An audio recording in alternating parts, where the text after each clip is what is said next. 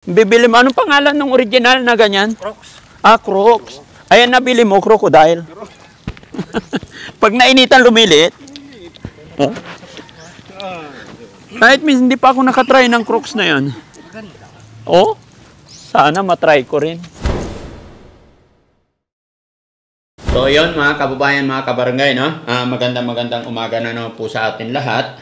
At maaga ang team ngayon mga kababayan. Kasi nga po, kahapon galing po kami kay Hazel. Kinumusta natin siya kung nadala na po siya sa bahay pagamutan. Ang problema mga kababayan, hindi pa pala nadala. Dahil sa mga kakulangan pa. At kung mapapanood nyo yung upload namin kahapon, na usapan namin, inusisa ko kung bakit hindi pa nadala. Yun nga siguro, hindi rin natin masisisi ang pamilya or yung tatay at saka yung lola. Gawa na rin siguro ng minsan, sorry po sa word na parang kulang sa kaalaman. At ang pinaka-reason kung bakit hindi nila madala-dala, kulang talaga sa budget. No? Kaya ito mga kababayan, yung ending ng usapan namin kahapon is pupuntahan namin ngayong umaga na kami na lang po, Team Daddy Frankie na lang ang tutulong, sasakyan na lang natin, tulungan na lang natin na madala sa pagamutan para matulungan natin si Hazel, matulungan natin ang bata. Pero syempre mga kababayan, dahil sa panawagan ng Team Daddy Frankie, panawagan ko po sa inyo bago ako aalis, ay gusto ko po sanang linawin muna sa mga butihin nating sponsor. Kasi nga kahapon medyo magulo yung usapan namin, pasensya na rin po kayo. Kaya ngayon ay lilinawin ko po muna yung mga nagpadala. Uulitin ko pong basahin at ako'y nagpapasalamat sa inyong lahat mga kababayan. Bagamat meron ditong hindi na nagpapabanggit, pero ganun pa man na hindi na nagpapabanggit, banggitin pa rin natin yung amount para katunayan na naibigay. To be transparent lang po mga kababayan para wala silang masabi. Although alam kong ayan ay itinulong nila para sa ating beneficiary. Kaya iaabot natin ng buong buo, walang labis, walang kulang. Pero sa part din ng Team Daddy Frankie, gaya na aking sinabi, gusto ko laging malinis, transparent. Kaya pagbigyan nyo rin ako na ulitin ko kasi nga gaya na sinabi ko magulo kahapon. No? Kaya ito mga kababayan, bago kami aalis, basahin ko muna yung mga nagpadala para maging klaro. Una po na nagpadala is Good Samaritan from USA. Hindi po siya nagpabanggit.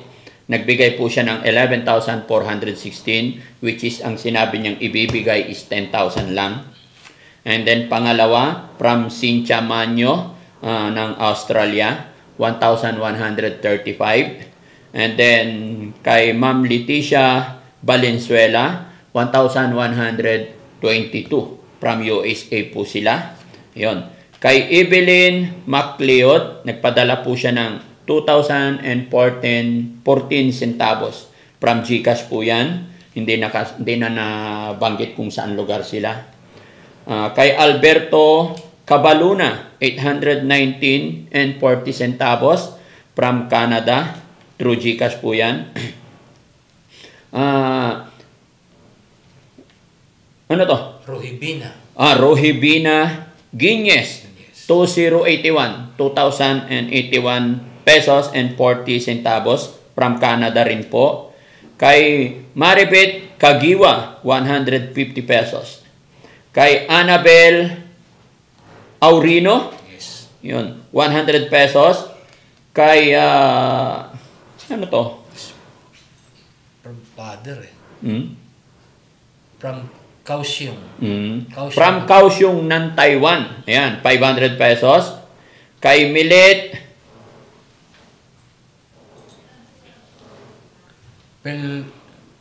Penahu. ikaw may sulat niyan. Pinalue. Penalbe. Ayan. Kay Milet Pinalbe, ayan, 2,000 pesos. Kay Quincy Hulaton, 300 pesos. Mr. Juban Palma, 500 pesos. Silijaw, 1,000 pesos. Honolulu, Hawaii, 5,693 from GCash. Yan. No? At saka kay Efrisina Di Pedro, 300 pesos. Ricky Valenzuela, 1,500. Christopher Priest, 30 pesos. Kay Lydia Lopez, 100 pesos. Kay Roland, from Roland, vlogger din daw to. Stress sa utang advisor, 1,000 pesos. No? At saka, kasama to, di ba? Yan, sir. Pangalan? Luna Santos. Ayun, kay Ma'am Luna Santos from USA. Ayan, 5,693. Pinadala po nila yan sa GCash natin. Kay Elsa Kidit. Ayan, 3,000 pesos and 84 centavos.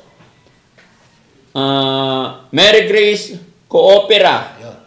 200 pesos. Sinaida Cipriano, Yes. 1,000 pesos. Marisol Cubo, Yes. 1,000 pesos. And Maricel Caralde, no? 500 pesos. Mga kababayan, baka nagtataka kayo bakit may mga nababanggit kami na 0.40, 0.14, 0.020. Sila po yung mga galing ng ibang bansa, nagpapadala sila rito sa aking through GCash, mga kababayan, dollar or what. Kaya may point, no? Kaya kinumpute namin lahat yan, mga kababayan.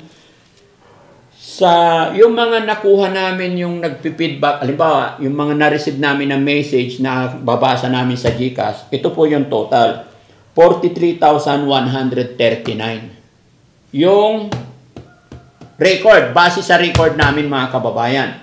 Pero ang perang natatanggap na po ni Hazel is, asa na? Yung lista nyo kanina. Hindi tinabi dito. Kalat-kalat. Wait lang.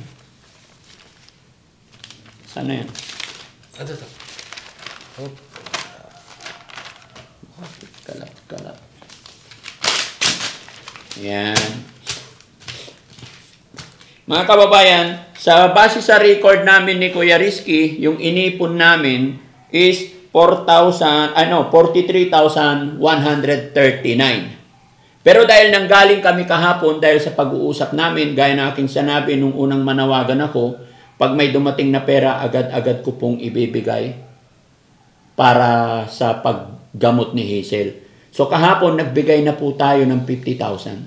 Kaya ngayon, para ihatid namin siya sa bahay pagamutan, ibig sabihin po, dahil 79,179 po ang total dumating sa GCash namin, mga kababayan. So sa mga tweet, mayroon pang 29,179 pesos na ibibigay natin sa kanya ulit. No? So mga kababayan, mga kabarangay, sa mga nagpadala, lahat ng mga sumuporta sa amin, maraming salamat po. Hindi ko na po kayo maisa-isa at basta alam na po ni God yan. At nailista na rin namin. Kaya lahat po na nagpadala, mga kababayan, maraming salamat po. Napakalaking bagay po ito para kay Hazel, para sa paggamot ni Hazel. Ano po? At nawa po itong mission namin ay i-bless ni Lord na magtuloy-tuloy para sa ikagagaling ng batang may kapansanan, may pinagdadaanan, no? At syempre, mga kababayan, magtataka kayo kasi yung iba po na kung bakit sa computation namin is 43,139, samantalang ang perang ibibigay na natin ng kabuuan galing sa GCash is 79,179, ay yung iba po hindi na namin nare-record kasi marami, may mga 20, 50, tapos hindi na sila nagre-report basta dumating na lang dito sa GCash. So wala naman akong ibang ipinanawagan, si Hazel lang. Kaya sa makatwid, lahat ng dumating dito, ibibigay natin kay Hazel. No? Kaya sa mga nagpadala na hindi namin nabanggit ang pangalan, kabayan, mga kabarangay, mga kababayan, Maraming salamat po talaga. Salamat dahil kaisa ko kayo sa pagtulong para magamot si Hazel. No? So mga kababayan, samahan niyo po kami para ibigay natin ito, yung natitirang pera. At the same time, ihahatid na rin natin. Hawakan mo to, bro. No? Bilangin mo yan. 29,179. Iaabot natin itong perang natitira sa kanya. And then, tawag nito, ihatid natin siya sa ospital. So kung may darating pa mga kababayan, huwag po kayong mag-alala kung may mga nais pang magpaabot kay Hazel dahil alam ko hindi pa man to sapat, pero alam ko malaking bagay ito sa kanyang paggamot. Huwag po kayong mag-alala kasi kung sakaling may darating pa mga kababayan, ay agad-agad nating kasi imomonitor natin si Hazel hanggang sa maging maayos. Nawa, i-bless ni Lord gaya ng aking sinabi kanina. Patnubayan tayo ng Panginoon na maging maayos itong pagdala natin sa Kanya. Okay, mga kababayan, mga kabarangay, no? Muli po ako yung magpapaalala sa inyong lahat kasi hindi rin natin maiwasan na hindi manawagan. Pero the more na tayo nananawagan, humingi ng tulong, ay siya rin namang sumasabay or nananamantala itong mga scammer, mga fake account. Kaya baka may mga magme-message sa inyo mga kababayan, huwag po kayong maniniwala. Huwag kayong magpapadala sa mga manluloko. Wala po akong inuutusan para manghingi. Wala kaming ibang kasamahan na nangihingi. Kumbaga, yung mga humingi ay kagaya lamang po kay Daddy Frankie. At kung magpapadala po kayo sa under of my name, Frankie Bugarin lang po. Wala nang iba. No? Kaya mag-ingat po kayo para hindi po kayo ma-scam. Maraming salamat. Mag-ingat po tayong lahat. Let's go. Dalhin mo yan, Jess. Tara na. Tara.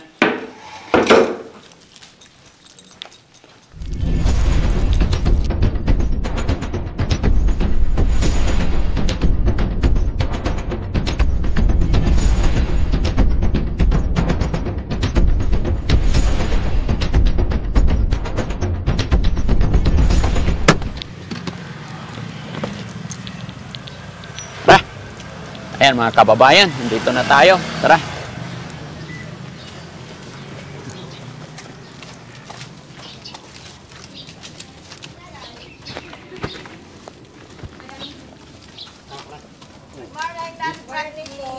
Morning. Morning po.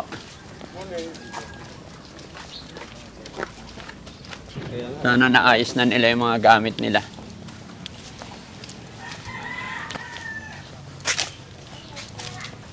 Hello po. Morning po. Morning.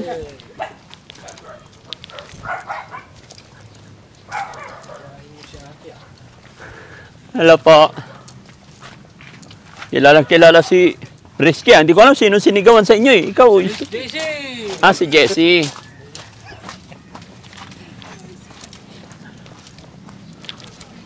Panood mo na.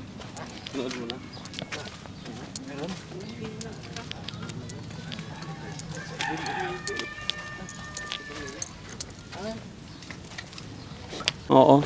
Bibili mo. Anong pangalan ng original na ganyan? Crocs. Crocs. Ayan, nabili mo, crocodile. Pag nainitan, lumilit. Oh. Kahit hindi pa ako nakatry ng Crocs na yan. Oh, sana matry ko rin. Ay.